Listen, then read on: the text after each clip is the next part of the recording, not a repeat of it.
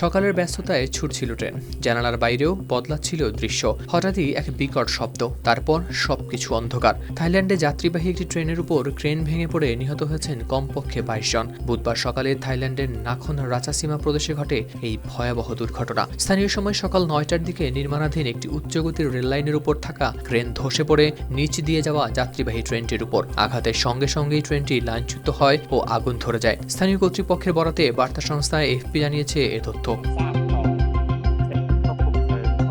রাখন রাচাসীমা প্রদেশের একটি স্থানীয় পুলিশ বাহিনীর প্রধান থাপাচন চিন্নাওং এএফপিকে বলেন, এই ঘটনায় 22 জন নিহত ও 80 জন আহত হয়েছেন। ট্রেনটিতে তখন মোট 195 জন যাত্রী ছিলেন বলে জানান পরিবহন মন্ত্রী ফিফাদ রাচাকিত প্রাক্কন। উদ্ধারকর্মীরা দ্রুতই ঘটনাস্থলে পৌঁছান। শুরু হয় মরিয়া উদ্ধার অভিযান। স্থানীয় সংবাদ মাধ্যমে প্রচারিত লাইভ ফুটেজে দেখা যায় উজ্জ্বল রঙের ট্রেনটি পাশে উল্টে পড়ে আছে, চারপাশে ছড়িয়ে আছে ধ্বংসস্তূপ। আপনার রুচির সাথে মানানসই স্টাইলিশ সব ডিজাইন থেকে বেছে নিন জংমুক্ত ও long lasting shine basin tap. Fittings shine তো সবকিছু ফাইন। ভেতর থেকে উঠছে ধোঁয়া।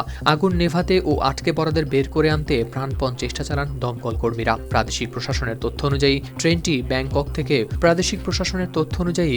ব্যাংকক থেকে উবন রাচাথানি অভিমুখে যাচ্ছিল। ঠিক সে সময় উপরের নির্মাণ কাজে ব্যবহৃত ক্রেনটি নিয়ন্ত্রণ হারিয়ে পড়ে যায়।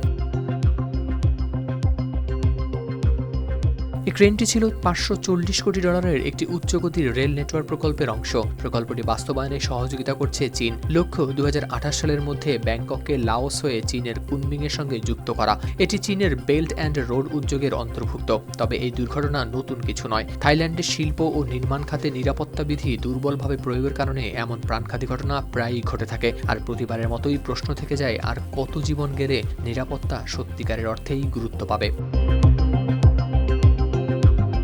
হাওলাদার শামীম, RTV।